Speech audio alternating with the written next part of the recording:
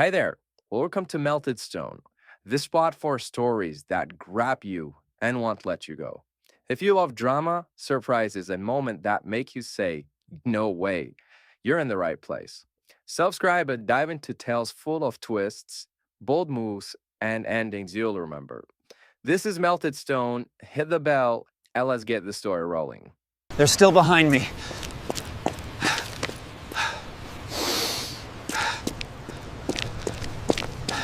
The wine was still warm when Blake Rayner found the envelope. He'd come home 3 hours early from the Denver security conference, eager to surprise Crystal with takeout from their favorite Italian place. The house felt wrong the moment he stepped inside. Too quiet, too perfect. Like a stage set waiting for actors who'd already fled. Two wine glasses sat on the kitchen counter, one with lipstick marks that weren't Crystal's shade. The oven was still on, heating nothing. A half-eaten dinner for two remained on the dining table. Candles burned down to nothing. Crystal. His voice echoed through their suburban Columbus home. The envelope sat propped against the fruit bowl, his name written in Crystal's careful script. Inside, a single photograph made his world collapse. His wife, their bed, his business partner Dorian's face buried between her legs. Blake's hands shook as he flipped the photo. On the back, Crystal had written, "You were never enough. Clean out your office Monday. See." The photograph slipped from his fingers, floating to the floor like a death certificate. His phone buzzed. A text from Crystal. "Sorry you had to find out this way, staying at my sister's. Don't call." Blake stumbled to his home office, muscle memory guiding him to the hidden wall safe behind their wedding photo. His fingers fumbled the combination twice before the steel door swung open. Empty. The cash reserves he'd built over 15 years of military contracts. The emergency documents. The backup drives containing client data worth millions. All gone. Another text from Crystal. "Thanks for the nest egg, honey. Dorian says hi." Blake sank into his leather chair, staring at the barren safe. 23 years of marriage. 12 years building Rayner Security Solutions with his best friend since high school. All of it stripped away while he was in a conference room discussing perimeter defense strategies. The irony wasn't lost on him. He'd spent his career protecting other people's assets while his own life was being methodically dismantled. His phone rang. Leona, his younger sister. "Blake? I just got the weirdest call from Crystal. She said, 'You hit her? That you're dangerous?'" "What the hell is—" "She's lying." The words came out flat, emotionless. "Of course she's lying. You wouldn't hurt a fly." "But Blake, she sounded scared, really scared."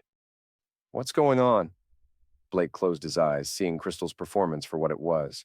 The opening move in a chess game he hadn't known he was playing. "I'll call you back." He hung up and walked to the kitchen, pouring himself 3 fingers of the bourbon Crystal had bought him for their anniversary. The same anniversary she'd probably been planning his destruction. The house phone rang. His attorney, Mads Freeman.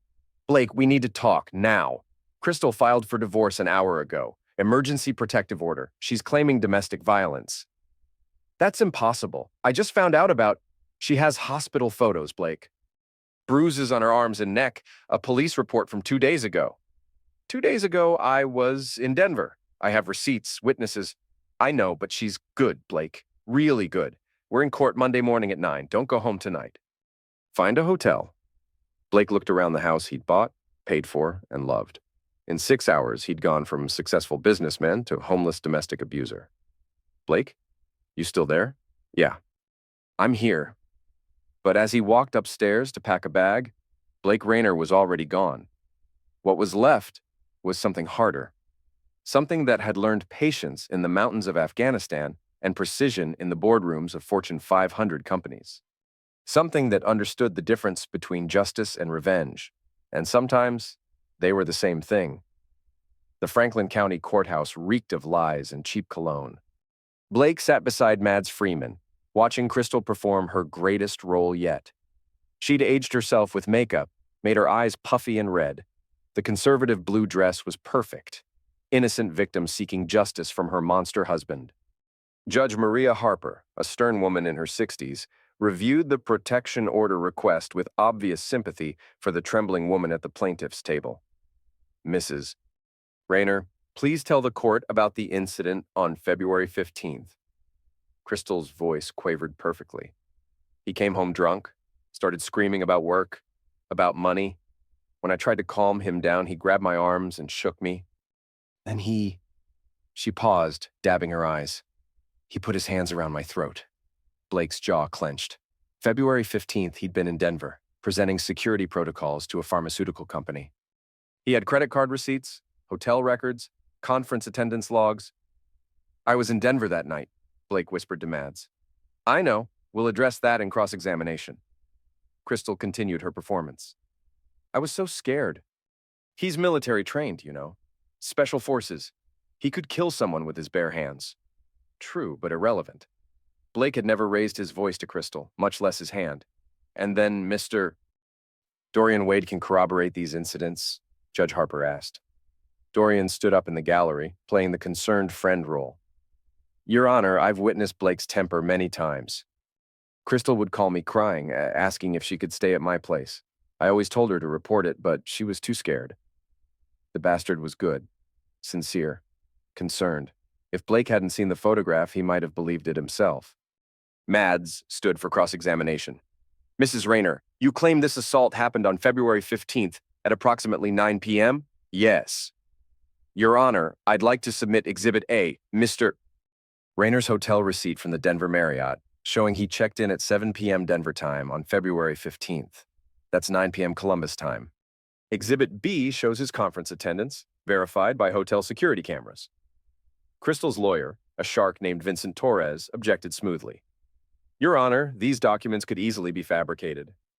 My client has photographic evidence of her injuries taken at Columbus General Hospital. Torres produced glossy photos of Crystal's bruises. Professional quality, perfectly lit to show maximum damage. Blake studied them carefully. The bruising patterns were wrong, too uniform, too fresh for two-day-old injuries. I'd like to request a medical expert examine these photographs, Mads said. Denied, Judge Harper ruled. Mrs. Rayner has provided sufficient evidence of immediate danger. Temporary restraining order granted. Mr. Rayner, you are ordered to vacate the marital home immediately and maintain no contact with your wife. The gavel fell like a gunshot. Blake walked out of the courthouse a stranger to his own life. Crystal had played her cards perfectly. The vulnerable wife, the dangerous veteran husband, the concerned best friend. A narrative the court system was designed to believe. His phone buzzed with a text from an unknown number. Nice try in court. You always were predictable. You see, Blake showed the text to Mads. Can we use this? She'll claim her phone was hacked or stolen. She's covering all her bases. That evening, Blake sat in his hotel room reviewing security footage from his office building. He'd installed cameras everywhere after a break-in attempt 3 years ago. If Crystal and Dorian had been planning this, there might be evidence. He found it at 2:47 a.m. on February 10th. Crystal, using her keycard to enter his office. She knew where everything was kept, including the backup safe combination he'd stupidly shared with her last Christmas. The footage showed her photographing documents, copying files to a flash drive. She was there for 3 hours, methodically dismantling his professional life while he slept peacefully at home. But the smoking gun came at 4:15 a.m., Dorian entering the office, kissing Crystal passionately against Blake's desk. The same desk where Blake had signed their business partnership agreement 12 years ago. Blake saved the files to an encrypted drive. Evidence for later. His phone rang. Detective Ray Green from Columbus PD. Mr. Rayner? I'm calling about your wife's complaint. I have to ask, have you made any contact with her since the court order? No contact. Good, because she just called saying you've been driving by her sister's house. Says she has video. Blake laughed bitterly. Detective, I'm sitting in a hotel room in Worthington. I can provide receipts, witnesses, whatever you need. A pause. Mr. Rayner, in my experience, most domestic violence cases are straightforward. But this one? Another pause. Just be careful and document everything. The line went dead. Blake stared at his reflection in the hotel mirror. 42 years old, graying at the temples, lines around his eyes from too many years squinting through rifle scopes in desert sun. He looked like exactly what Crystal had painted him as, a dangerous man capable of violence. Maybe it was time to become exactly that. He pulled out his laptop and began typing an email to an old friend, someone who owed him a favor from their time in Kandahar, someone who specialized in making problems disappear. The subject line read, Time to collect. Lazarus hadn't changed in 15 years. Same dead eyes, same surgical scars on his knuckles, same way of sitting perfectly still like a predator conserving energy. They met at a dive bar in Franklinton, the kind of place where questions weren't asked and memories were deliberately fuzzy. "Heard you got yourself in a situation," Lazarus said, nursing a whiskey neat. "My wife took everything. Made me look like a wife-beater in court, cleaned out my accounts with my business partner's help. And you want them to pay?" It wasn't a question. Blake nodded. "But I want it legal." "Mostly legal." Lazarus smiled, the expression never reaching his eyes. "Legal's more expensive, messier, but more permanent." He slid a business card across the sticky table. "Ivy Mason, best hacker in the Midwest. Tell her I sent you." The card was blank except for a phone number. "What's this going to cost me?" "Depends how creative you want to get, but Blake?" Lazarus leaned forward. "Once you start down this path, there's no going back. You become something different, something harder. Make sure that's what you want." Blake thought of Crystal's satisfied smile in court, of Dorian's concerned act, of 23 years of marriage revealed as an elaborate con. "I'm already different." 2 days later, Blake met Ivy in a 24-hour diner in Grandview. She was younger than expected, maybe 30, with purple hair and enough piercings to set off a metal detector. But her laptop was military grade, and her fingers moved across the keyboard like a concert pianist. "Lazarus says you need a digital cleansing," she said, not looking up from her screen. "I need information. Financial records, communications, location data, and I need to create some new digital footprints. Creating fake evidence is a felony. I'm not asking you to create anything. I'm asking you to help me document the truth more clearly." Ivy's fingers never stopped moving. "That's a very careful way to put it. I like careful clients. They live longer." She turned the laptop toward him. "Your wife's been busy." The screen showed Crystal's banking activity over the past 6 months. Small transfers to offshore accounts, cash withdrawals just under federal reporting requirements, payments to a private investigator named Vincent Torres, the same man who'd represented her in court. "She's been planning this for half a year," Blake said. "Longer. Look at this." Ivy pulled up another screen showing Crystal's deleted browser history, recovered from cached data. "She's been researching divorce law, domestic violence statutes, asset protection strategies. Your wife didn't just betray you, Blake. She studied you." The next screen showed Dorian's financial records. The bastard had been siphoning money from their business accounts for months, small amounts that wouldn't trigger audits. "How much did they steal? Including your business equity?" "About 1.2 million. Ivy closed the laptop. "But here's the thing. They were sloppy, greedy, left digital breadcrumbs everywhere. We can trace every transaction, recover deleted communications, even access their private photo collections." Blake's mind began working tactically, the way it had in Afghanistan when planning raids on insurgent compounds. "How long to build a comprehensive file?" 2 weeks for everything. "But Blake?" Ivy's expression grew serious. "Once we start digging, they'll know someone's watching. This goes from passive intelligence gathering to active warfare." "Good. I want them to know." That evening, Blake sat in his hotel room, planning Phase 1. Crystal thought she'd destroyed him, but she'd only freed him from the constraints of being a good husband, a loyal friend, a law-abiding citizen. He started with Dorian's weakness, pride. His business partner had always been vain about his image, his reputation in Columbus's tight-knit business community. Blake waited until Thursday night, when he knew Dorian would be at the Buckeye Business Alliance mixer downtown. Using Ivy's intelligence, he'd learned Dorian would be presenting their quarterly security contracts to potential investors, contracts he'd stolen from Blake's files. The presentation went smoothly until slide 12, when Dorian's laptop suddenly displayed a very different kind of slideshow. High-resolution photographs of Dorian and Crystal in compromising positions, cycling through dozens of images, while 300 business leaders watched in stunned silence. Dorian lunged for his laptop, but the damage was done. The photos were already uploading to social media, tagged with every attendee's professional network. Blake watched from the back of the room as his former best friend's reputation died in real time. His phone buzzed with a text from Crystal. "I know this was you," Blake typed back. "Prove it." Phase 2 began the next morning. Crystal had always been careful about her image, her social standing.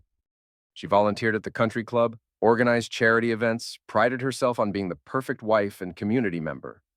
The Columbus Dispatch received an anonymous tip about Crystal Rayner's unusual financial activities: the offshore accounts, the suspicious cash transactions, the payments to private investigators. The tip included bank records, timestamps, and digital evidence of money laundering. By Friday afternoon, Crystal was fired from her volunteer position at the Children's Hospital. By evening, 3 different news outlets were investigating her finances. Blake's phone rang. Mads Freeman. "Blake, what the hell are you doing? Crystal's attorney is claiming you're orchestrating a harassment campaign." "I'm in my hotel room, Mads. I haven't violated the restraining order. The photos of Dorian were taken by his security system. Someone just helped distribute them more widely. And Crystal's financial troubles are the result of her own choices. I'm just ensuring the appropriate authorities have all the relevant information." A long pause. "Blake, you're walking a very thin line here." "No, Mads. I'm walking exactly where I need to walk." That night, Blake received an unexpected visitor. Crystal's sister, Cassie, knocked on his hotel room door at 11 p.m., tears streaming down her face. "Blake, please, Crystal's falling apart. She made mistakes, but this has gone too far." Blake studied Cassie's face. Younger than Crystal by 5 years, she'd always been the weaker sister, the one who needed rescuing. "Where is she staying, Cassie?" "I can't tell you that. The restraining order? I'm not asking so I can contact her. I'm asking because I want to make sure she feels as safe and secure as I did when I came home to find another man in my bed." Cassie's face crumpled. "She never meant for it to go this far. She was unhappy, Blake. She felt trapped. So she decided to trap me instead, frame me as an abuser, steal my money, destroy my business." Blake's voice remained calm, controlled. "Cassie, your sister didn't just cheat on me. She tried to destroy me. And that was her mistake. What do you want?" "I want her to understand what it feels like to lose everything, and we're just getting started." Cassie left crying. Blake poured himself a drink and looked out the hotel window at the Columbus skyline. Somewhere out there, Crystal was learning what consequences felt like. Tomorrow, Phase 3 would begin. The emergency board meeting at Rayner Security Solutions was called for Monday morning. Blake arrived early, noting the nervous expressions on his employees' faces. The weekend's revelations about Dorian had sent shockwaves through their small company. Miranda Walsh, their head of operations, met him in the lobby. "Blake, thank God you're here. Dorian hasn't answered his phone since Friday. Clients are asking questions." Blake nodded grimly. "Call everyone into the conference room."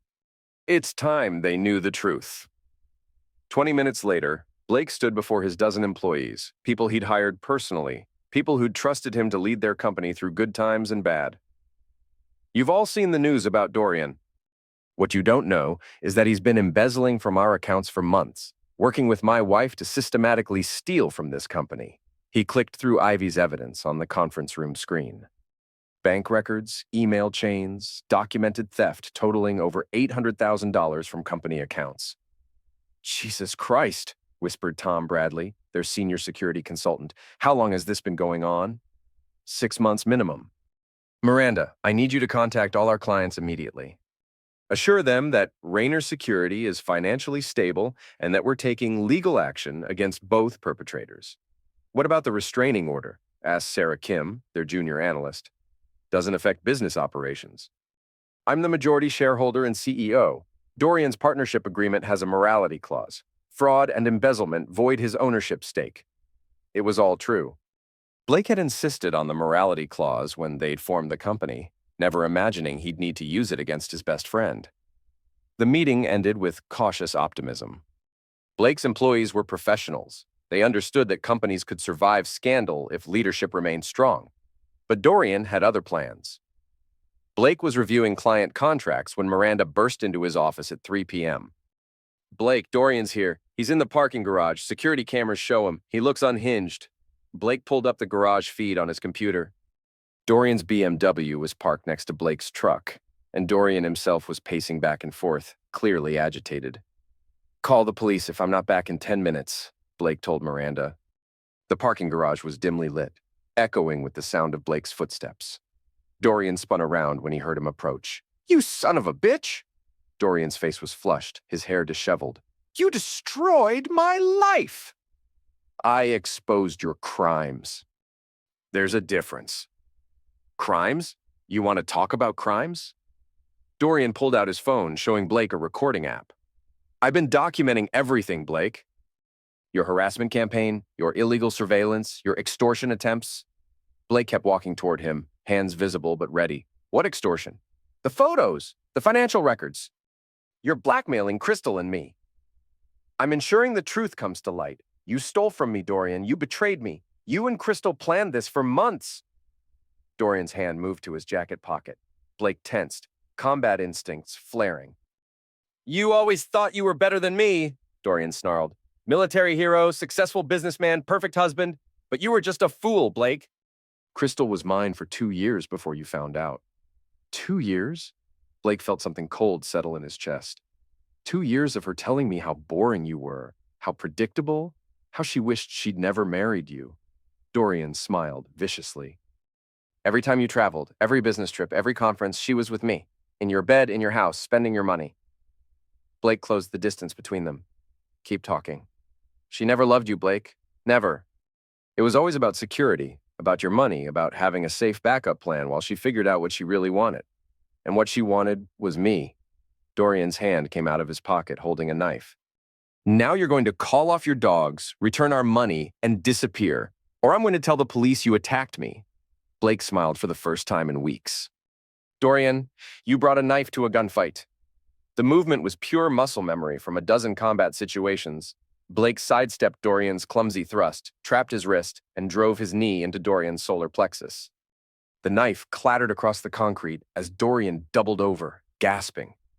Blake grabbed his former friend by the hair and slammed his face into the hood of the BMW. You stole everything, Blake whispered in Dorian's ear. My wife, my money, my business, my trust. Now, I'm going to show you what that means. He pulled Dorian upright and drove a fist into his kidney, dropping him to his knees. Crystal thinks she won, Blake continued, his voice eerily calm. She thinks she destroyed me. But all she did was free me from caring about consequences. Dorian tried to crawl away. Blake grabbed his ankle and dragged him back. Please, Dorian gasped. Blake, please, I'm sorry, we're sorry. You never meant to get caught. Blake kicked Dorian in the ribs, hearing something crack. You never meant to face consequences. You never meant to pay for what you took. Blake's phone buzzed. A text message from an unknown number. Garage Cam 7. Stop now or police get evidence of assault. Someone was watching. Blake looked around the garage, spotting the additional security camera mounted near the exit, a camera that hadn't been there last week. Someone had been planning this confrontation. He pulled out his own phone and took a photo of the knife on the ground, then photographed Dorian's injuries. Self-defense, Blake said loudly, for whatever recording devices were capturing this. Man attacks me with a knife in my own parking garage. Dorian groaned on the concrete, blood trickling from his nose. Blake's phone rang, the same unknown number. Very good, Blake. You're learning. Crystal's voice was cold, controlled. But I have video of you beating a defenseless man. That should be enough to violate your restraining order. He had a knife. A knife he brought because he was scared of you, because you've been harassing him for weeks. A jury will see a dangerous veteran attacking his wife's lover. Blake smiled grimly. What do you want, Crystal? Meet me tonight. Midnight? Our old cabin. Come alone or this video goes to the police and the media. The line went dead. Blake looked down at Dorian, who was trying to sit up against his car. She set this up, Blake realized. She sent you here, gave you the knife, probably told you exactly what to say. Dorian's eyes were filled with tears and blood. She promised. She said if I got you to attack me, we could send you to prison, get everything back. And you believed her. Even after seeing what she did to me, you thought she wouldn't betray you too. Blake walked to his truck, leaving Dorian bleeding in the garage. He had 8 hours to prepare for Crystal's trap. Time to spring one of his own. Judge Elena Morales reviewed the emergency motion with obvious skepticism. Crystal sat at the plaintiff's table, fresh bruises on her face, and a neck brace that screamed, "Victim," while her attorney Vincent Torres presented photographs of Dorian's battered condition. Your Honor, Torres intoned dramatically, Mr. Rayner has clearly violated the restraining order through a campaign of escalating harassment. The assault on Mr.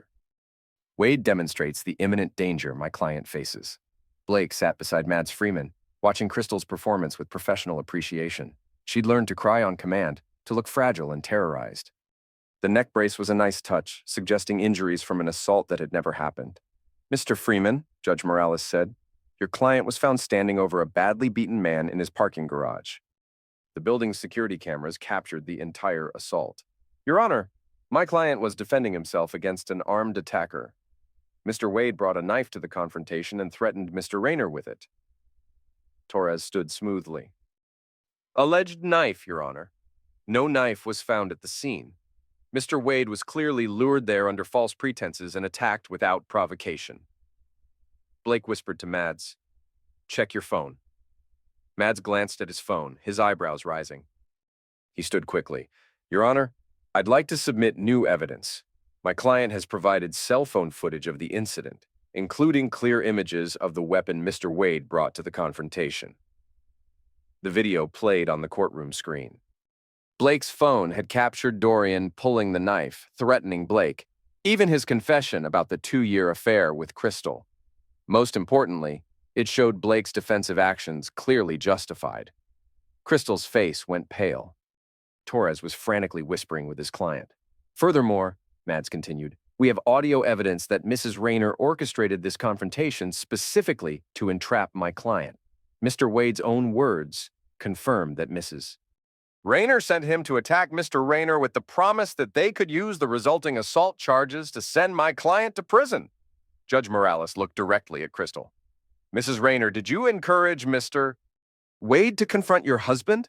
Crystal's voice was barely a whisper. I was scared. I thought Blake might hurt him. I asked Dorian to be careful." "That's not what the audio suggests, Mr. Freeman, play the relevant portion." Dorian's voice filled the courtroom. "She promised. She said if I got you to attack me, we could send you to prison, get everything back." The judge's gavel came down hard. Motion denied. "In fact, I'm considering sanctions against the plaintiff for attempting to manipulate this court. Mrs. Rayner, you and your counsel will remain after this session to explain these allegations." Blake walked out of the courthouse feeling something like satisfaction for the first time in weeks, but his victory was short-lived. His phone rang as he reached his truck. Detective Green. "Blake, we need to talk. Now. There's been a development." They met at a coffee shop near the courthouse. Green looked tired, stressed. "Dorian Wade is dead." Blake set down his coffee cup carefully. "What?" "Found him this morning in a hotel room. Apparent overdose, heroin and fentanyl." "But Blake?" Green leaned forward. "The man had no history of drug use. Never even a parking ticket, and the drugs were pure pharmaceutical grade, not street stuff." Blake felt the walls closing in. "You think it was murder?" "I think a lot of things. I think your wife orchestrated that parking garage confrontation. I think she's been playing everyone from the beginning, and I think someone wanted Dorian Wade dead before he could testify about what really happened." "You think I killed him?" "I think you had motive. I think you had means. I think you're a trained killer who just had his life destroyed by his wife and best friend." Green paused. "But I also think you're too smart to leave a body in a hotel room with your fingerprints all over it." "My fingerprints?" "The syringe, Blake. Your prints are on the syringe." Blake's mind raced. He hadn't been near Dorian since the parking garage. Someone was framing him, but how had they gotten his fingerprints? His coffee cup. Blake looked down at his hands, realizing he'd been manipulated again. "Detective, I need to make a phone call." Blake called Ivy from the parking lot. "Someone's setting me up for murder. They have my fingerprints on evidence." "How is that possible?" "Coffee cup. They lifted my prints somehow." Blake thought back through the past few days. The hotel. Someone got into my room, took prints from surfaces I'd touched. Probably the same person who installed that extra camera in the parking garage. "Blake, you need to disappear. Now. Before they arrest you." "No. Running makes me look guilty. I need to know who's pulling the strings." "It's Crystal. Crystal doesn't have the skills for this. She's smart, but she's not a criminal mastermind. Someone's helping her. Blake's phone buzzed with a text from an unknown number. Midnight, cabin. Come alone or the murder weapon with your prince goes to the police. See, he showed the text to Ivy over video call. She's escalating. This was always the plan. Frame me for Dorian's murder, then offer me a way out. What kind of way out? Probably my own death, made to look like suicide. Guilty conscience, couldn't live with what I'd done. Blake got in his truck. I'm going to that cabin, but not alone and not defenseless. Blake, don't. It's obviously a trap. Everything's been a trap, Ivy. The affair, the divorce, the assault charges, now murder. Crystal's been 3 moves ahead this entire time. Blake started his engine. Time to change the game. His phone rang. Leona. Blake, the news is saying you're wanted for questioning in a murder. Tell me this is some kind of mistake. It's complicated, Leona. No, it's not. Did you kill Dorian Wade? No. Then turn yourself in. Let the lawyers handle it. The lawyers can't handle a frame job this sophisticated. Crystal's playing chess while everyone else is playing checkers. Crystal? Blake, she's in the hospital. Blake pulled over. What? She was attacked last night. Someone broke into her sister's house, beat her badly. She's in intensive care at Riverside Methodist. Blake's blood turned to ice. If Crystal was in the hospital, who had sent the text about the cabin? His phone buzzed with another message. Change of plans. Memorial Park. 1 hour. Come alone. E for Elise, his childhood friend, the federal investigator. Blake suddenly understood the full scope of what was happening. Crystal hadn't been playing chess. She'd been a pawn all along. Elise Carver looked exactly like she had in high school. Sharp blue eyes, auburn hair, the same predatory smile that had made her dangerous, even at 17. She sat on a bench in Memorial Park, feeding ducks like she didn't have a care in the world. Hello, Blake. She didn't look up as he approached. Took you long enough to figure it out. Blake sat beside her, hands visible, knowing she was armed. How long have you been running this? Since Crystal first contacted me about her divorce plans 8 months ago. She needed help accessing your offshore accounts. Wanted advice on how to hide assets from discovery. Poor thing thought she was so clever. You're the one who taught her how to stage the abuse photos. Makeup techniques from federal undercover training. Very convincing in court. Elise finally looked at him. She really thought she was using me, Blake. Thought she could play the helpless victim while I did the technical work. Never occurred to her that I might have my own agenda. Blake watched a family of ducks swim past, trying to process the scope of the betrayal. What agenda? Revenge. You left me in that village, Blake. Kandahar Province, 2009. You and your squad extracted, left me behind with compromised cover and no backup. The memory hit Blake like a physical blow. Elise had been CIA, embedded with his Special Forces unit for intelligence gathering. When the village turned hostile, Blake had followed orders to extract immediately. He'd assumed she had her own extraction plan. I spent 3 days dodging Taliban patrols before I could reach the safe house.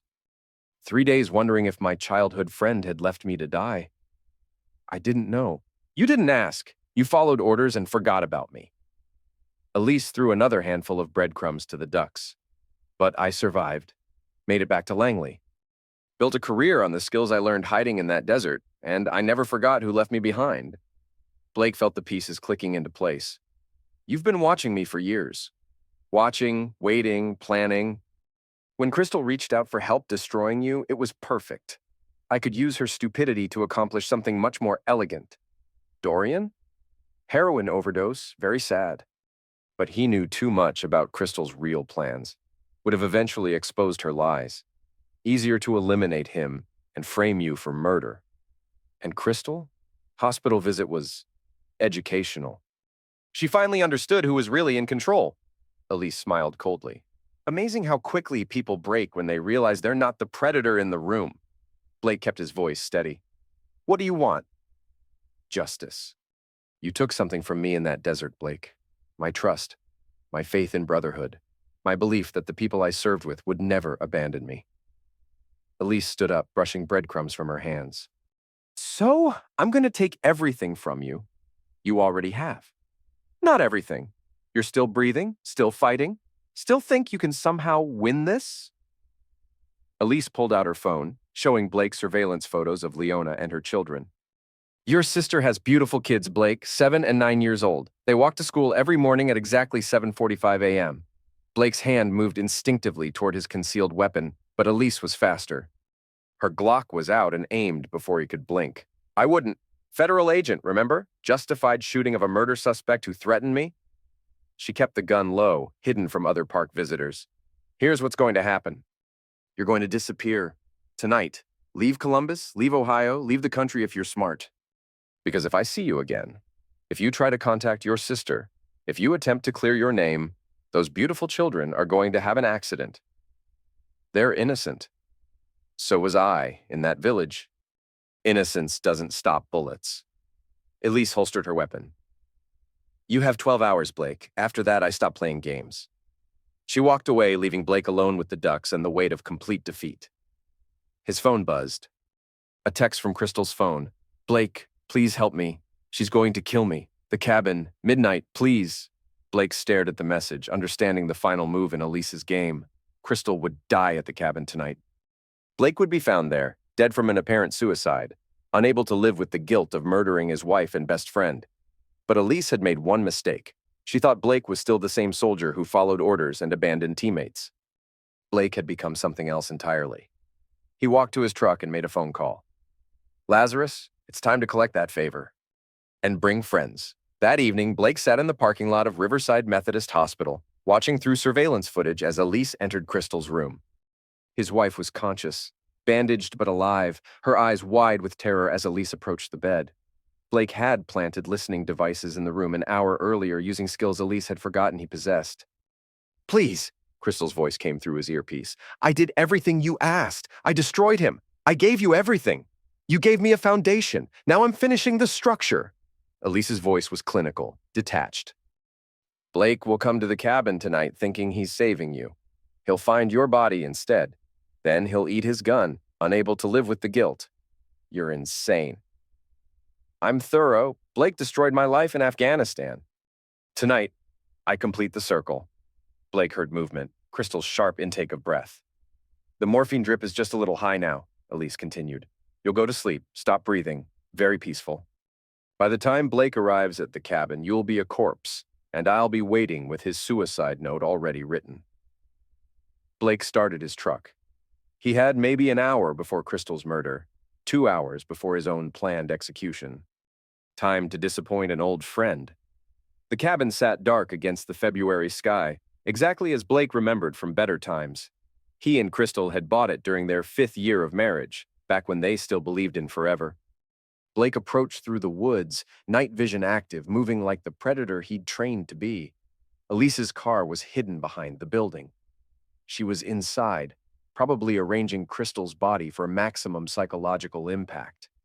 Blake's phone showed multiple missed calls from Lazarus. Good, his backup was in position. The cabin's front door was unlocked. Blake entered silently, seeing Crystal's body on the couch, positioned to look like she was sleeping. Even in death, Elise had staged the scene perfectly. Hello, Blake. Elise's voice came from the kitchen. Right on time. Blake stepped into the main room, hands visible. Elise stood behind the kitchen counter, her service weapon trained on his chest. She looks peaceful, doesn't she? The morphine was very kind. You killed an innocent woman. I killed a lying, cheating, manipulative bitch who helped me destroy your life. Though I suppose you could call that innocent compared to abandoning a teammate in hostile territory. Blake moved slowly toward the center of the room. I thought you had extraction protocols. I thought my team would never leave without confirmation that everyone was safe. Elise's aim never wavered. But orders are orders, right, Blake? Mission first, people second. I was 24 years old. I followed orders. Yes, you mentioned that. Elise pulled out a typed suicide note with her free hand. This is very touching, Blake. Deep remorse for killing your wife and best friend. Couldn't live with the guilt. Very believable. Blake stopped moving. Except I didn't kill them. Details. The evidence tells a different story. Your fingerprints on Dorian's murder weapon. Your wife's body found where you lured her. Your gun in your hand when the police arrive. Elise smiled. Perfect narrative. There's just one problem with your story. What's that? Blake smiled back. Crystal isn't dead. The lights came on, flooding the cabin. Crystal sat up on the couch, very much alive, pulling off fake bandages and IV tubes. Lazarus emerged from the bedroom with two heavily armed men, their weapons trained on Elise. Morphine drip in the hospital was saline, Blake explained. Crystal's been working with me for the past 6 hours since I explained what you really were. Crystal's voice was steady, furious. She told me you abandoned her in Afghanistan. Said you were a coward who left teammates to die. Made me believe I was punishing someone who deserved it. Elise's weapon moved between Blake and Crystal, her tactical mind calculating odds. She's been recording everything, Blake continued. The hospital room conversation, the murder confession, your plans for tonight? Federal agent committing multiple felonies, conspiracy to commit murder, actual murder of Dorian Wade. You can't prove I killed Dorian. Crystal held up her phone. Your confession is pretty clear, along with the part where you explained how you framed Blake using prints you lifted from his hotel room. Elise's face showed no emotion. You think this ends here? I'm a federal agent. You're a murder suspect and 2 civilians. Who do you think they'll believe? They'll believe the evidence, said a new voice from the doorway. Detective Green entered with 3 Columbus PD officers. Miss Carver, you're under arrest for the murder of Dorian Wade and conspiracy to commit murder. Elise's weapon swung toward Green.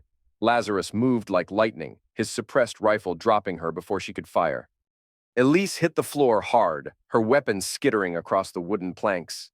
Is she dead? Crystal asked. Blake checked Elise's pulse. No, Lazarus doesn't miss what he aims for. She'll live to face trial. Green approached carefully. Blake, you're still going to need to come in for questioning. But this recording changes everything. Blake nodded, feeling something like relief for the first time in weeks. I understand. Crystal stood up shakily. Blake, I'm sorry. I'm so sorry. She made me believe you were a monster. Blake looked at his wife, the woman who'd betrayed him, stolen from him, nearly destroyed him, the woman who'd also just helped save his life. We'll figure it out, Crystal. Both of us made mistakes. But as they walked out of the cabin together, Blake knew nothing would ever be the same. Trust, once broken, couldn't be simply repaired. Some damage was permanent. 6 months later, Blake stood in the Columbus courthouse, watching Elise Carver receive 3 consecutive life sentences for murder, conspiracy, and federal corruption charges. She never looked at him during sentencing, her face a mask of professional indifference, even as her life ended. Detective Green approached Blake in the hallway afterward. How does it feel? Like closure, I guess. Blake straightened his tie. Any word on the appeals? Her lawyers will try, but the evidence is overwhelming. She's done. Green paused. What about you and Crystal? Blake looked through the courthouse windows at the Columbus skyline. Divorce was finalized last week. Clean break, no contest. She's moving to Portland, starting fresh. You forgive her? I understand her. Elise was convincing, played on Crystal's insecurities about our marriage, but forgiveness, Blake shrugged. That's different from understanding. The truth was more complicated. Crystal had apologized, tried to make amends, even offered to return the money she'd stolen. But the trust was gone. Every conversation felt scripted, every gesture calculated. They were actors playing the roles of reconciling spouses, and both of them knew it. Blake's phone buzzed. Lazarus. Job offer came through, private security in Singapore, high-end clients, very discreet. Interested? Blake had been expecting this call. Columbus held too many memories, too many ghosts. Rayner Security Solutions was thriving again, but Blake felt disconnected from his old life, like he was wearing clothes that no longer fit. Send me the details.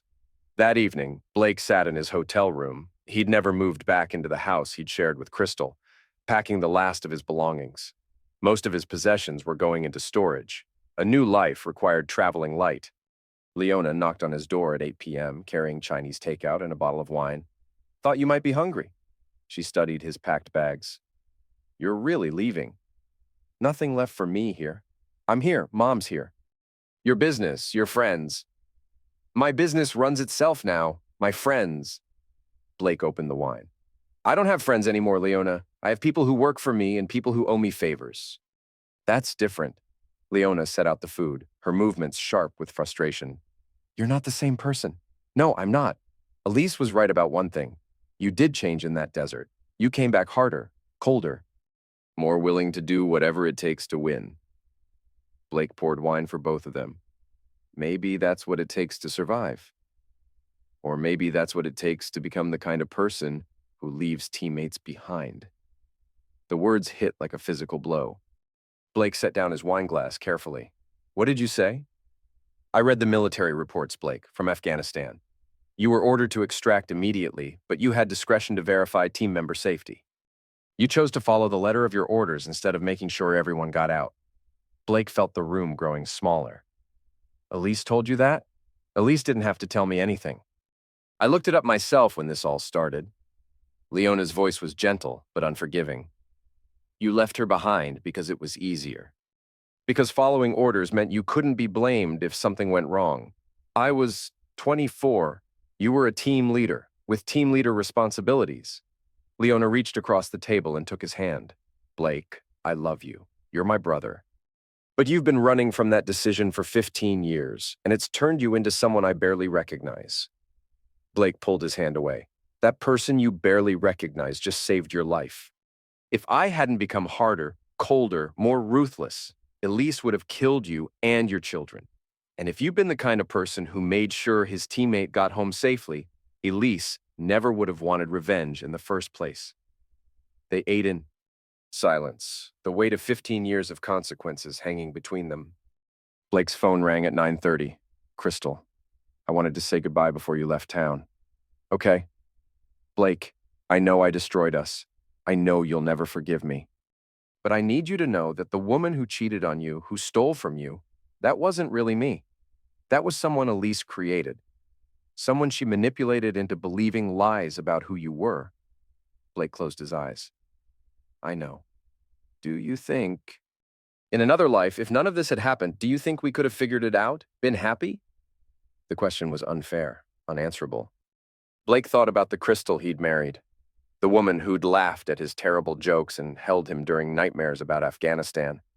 That woman might have been real, or she might have been another performance. He'd never know. I think we both deserve better than what we got. Yeah, we did. A pause. Take care of yourself, Blake. Try to find some peace. The line went dead. Leona left an hour later, hugging him goodbye with tears in her eyes. Blake finished packing and sat alone in the empty hotel room, thinking about choices and consequences. His laptop showed an email from the Singapore security firm. Salary, benefits, housing allowance. A chance to start over in a place where nobody knew his story. Blake closed the laptop and walked to the window, looking out at the city where he'd built and lost everything. Tomorrow he'd be gone, another ghost disappearing into international anonymity. But tonight, he pulled out his phone and made a call he should have made 15 years ago. Elise Carver, Federal Correctional Institution. This is Blake Rayner. I'd like to request a visitor appointment. Some conversations couldn't wait for another life.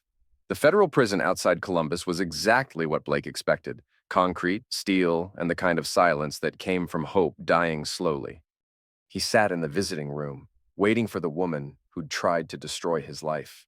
Elise entered in orange scrubs, her hands shackled, looking smaller than he remembered.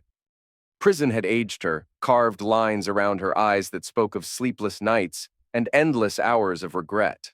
They sat across from each other at a metal table, separated by years of anger and the weight of choices that couldn't be undone. Surprised to see you here, Elise said finally. Surprised you agreed to see me? Curiosity? Thought you might come to gloat? Her voice was different, quieter, less certain. How's civilian life treating you? I'm leaving tomorrow. Singapore. Private security work? Elise nodded slowly. Running away. Can't say I blame you. Blake studied her face, looking for traces of the woman who had orchestrated his destruction. She seemed diminished, almost fragile. I came to say I'm sorry. For what? For leaving you in that village. For following orders instead of making sure you were safe. Blake leaned forward. I was young, scared, and I made a mistake that haunted you for 15 years. Elise laughed bitterly. You think this is about forgiveness? About making peace? I think this is about owning responsibility for the choices we made. The choice you made cost me 3 days of hell in Taliban territory. The choice I made cost Dorian Wade his life and Crystal 2 years of her sanity. Elise's eyes were hard again. We're not even close to even... Blake met her gaze steadily. No, we're not. What you did was worse. But it started with my choice, and I need to acknowledge that. They sat in silence for several minutes, two broken people trying to find meaning in the wreckage of their lives. Do you know what the worst part is? Elise asked finally. Blake waited.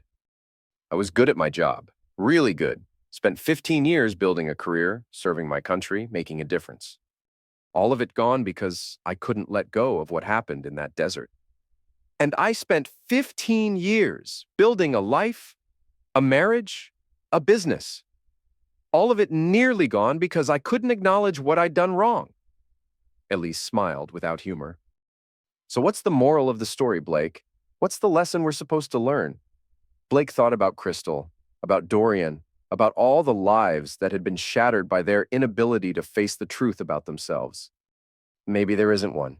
Maybe some mistakes are too big to fix, too deep to heal. Maybe the best we can do is try not to make them again. And if someone makes them anyway? If someone hurts the people you care about, Blake's voice was quiet, certain, then you make sure they face consequences, real consequences, permanent consequences. Elise studied his face carefully. You've changed, hardened, become something dangerous. You helped make me that way. No, Elise shook her head. I just revealed what was already there, the capacity for ruthlessness, the willingness to do whatever it takes to win. She paused. The ability to leave people behind when it serves your purposes. The words stung because they contained truth Blake didn't want to acknowledge. A guard approached their table. Time's up. Elise stood slowly, her shackles rattling. Blake? When you get to Singapore, when you start your new life, try to remember that some people deserve protection, even when it's inconvenient, even when it's dangerous. And you try to remember that some betrayals can't be forgiven, even when you have good reasons. They looked at each other one last time, two people who destroyed each other's lives in pursuit of justice that felt more like revenge. Goodbye, Elise. Goodbye, Blake. Blake walked out of the prison into the Ohio sunshine, feeling something close to closure. Not forgiveness, that was impossible. Not peace, that would come later, if at all. But understanding finally of how they'd arrived at this place of mutual destruction. His phone buzzed, a text from Lazarus. Flight leaves at 8 p.m. Car will pick you up at 6. Blake climbed into his truck and drove toward Columbus for the last time, thinking about second chances and the price of revenge. At 6 p.m., a black sedan waited outside his hotel. Blake threw his bags in the trunk and climbed into the passenger seat. Lazarus glanced at him in the rearview mirror. How'd it go? Like closing a book I should have finished reading years ago.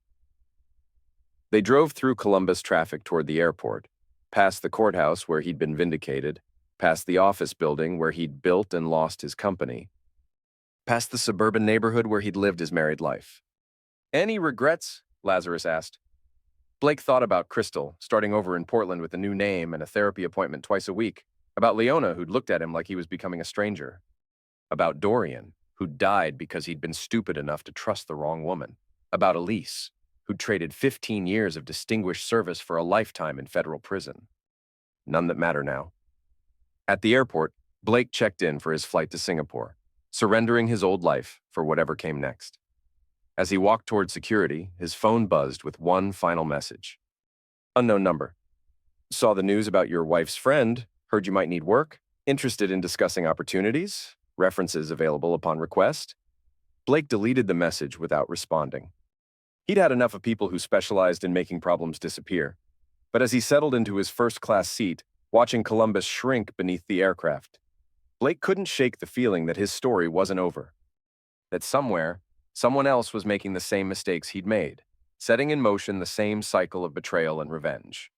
And when that happened, when someone needed protection from the kind of people who destroyed lives for sport, Blake would be ready. He'd learned the difference between justice and revenge. Sometimes they were the same thing, but more often, justice required becoming the kind of person others feared to cross. Blake closed his eyes as the plane climbed toward cruising altitude, carrying him toward a future where his past couldn't follow. At least that's what he told himself. The last text had been deleted but not forgotten. Some offers were too dangerous to accept. Others were too dangerous to refuse. Blake would figure out the difference when the time came. But for now, he was free. Free to disappear, free to reinvent himself, free to become whoever he needed to be to survive in a world where trust was a luxury and vengeance was a currency.